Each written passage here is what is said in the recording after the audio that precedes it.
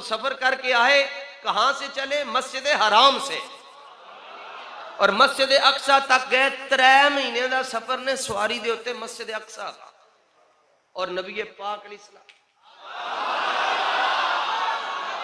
जो कर, और फिर वहां से पहले आसमान तक 500 साल का सफर है, फिर हर आसमान तक 500 साल का सफर, और फिर आगे पता नहीं कितने लाख अर्श आए, सिदरतुल मुंतहा आया, सारा कुछ तय करके वापस तशरीफ लाए। तो साहबा ने पूछा कितना वक्त लगा? और आप फरमाने लगे कि मेरे साहबा, जब मैं अपने बुर्राक पर बैठा ना, तो मैं जा रहा था, तो रास्ते में एक दरख्त आया, उस दरख्त की एक टहनी ने मेरे इमामे को बोसा दिया। टहनी इमामे के साथ लगी तो टहनी हिलना शुरू हो गई, और फरमाया जब मैं उधर से होकर आ रहा था वो टहनी हिल रही थी।